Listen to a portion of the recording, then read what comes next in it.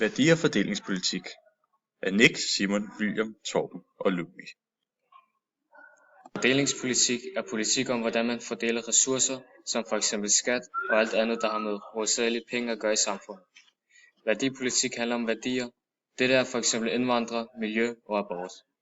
Alt inden for politik falder ind inden for en af disse to kategorier. Man kan faktisk putte de forskellige værdier ind på et skema, og så kan man putte de forskellige partier ind på dette skema. Og det er så det hedder. Enhedslisten ligger langt til venstre og oppe på vores skema, da de vil gerne have mere pædagogisk personale i vores daginstitutioner, og de vil også væk med loftet for over sygedanspengene, og de vil også have billigere kollektiv trafik. De vil så også have indsats mod misbrug af udenlandsk arbejdskraft, og de vil give afgift på sprøjtegift og afskaffe moms på økologi. Det er så derfor, at de ligger deroppe i venstre hjørne. SF er også ligesom Enhedslisten et venstreorienteret parti. Et af de få lov, de går ind for, er, at de vil skabe grønnere job, flere dagpenge og flere voksne i børneinstitutionerne. Socialdemokratiet ligger tæt på centrum, da det gerne vil have flere private arbejdspladser, men også gerne vil have bedre ældrepleje, sygehus og børns daginstitutioner. Det har også et stort fokus på miljø og vil gerne have et rigere kulturliv.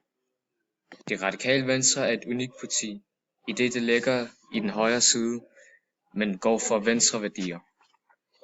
Et af de ting, de mest går op i, er at blive fuldt medlem af EU og mindre priser for miljøvenlige biler. Og så er der så DF, som nærmest er det modsatte af de radikale venstre. De vil så gerne have mindre skat, og så endnu mindre skat for de fattige, eller de mindre rige i hvert fald. Og så vil de også gerne have større indvandrerkrav, hvilket er det, der putter dem så langt nede på værdiaksen. De er også det mest nationalistiske parti.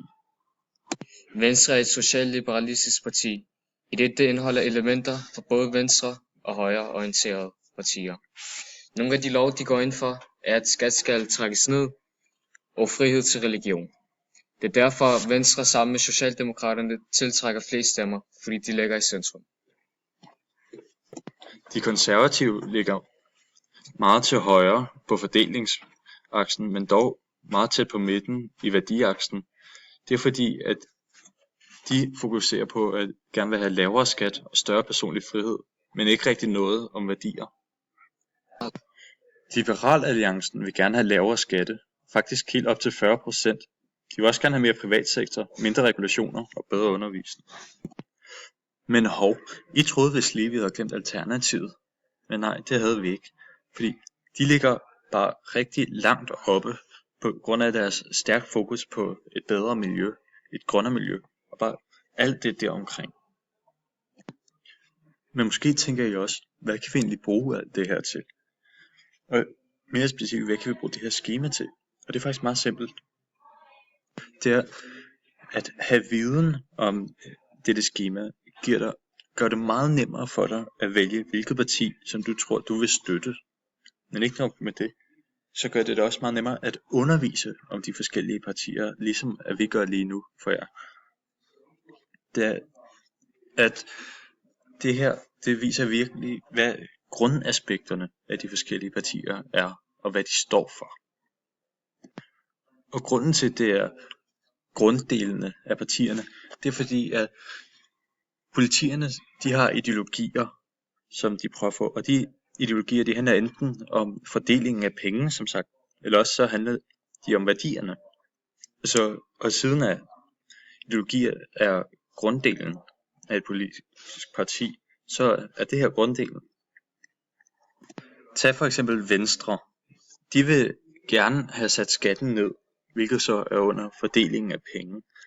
Eller måske endda de radikale, som vil have mindre pris for miljøvenlige biler. Eller Socialdemokratiet, som vil have fokus på miljø og rig kulturliv. Dette falder så under værdier, ganske vist, men det passer stadigvæk sammen. Det passer sammen.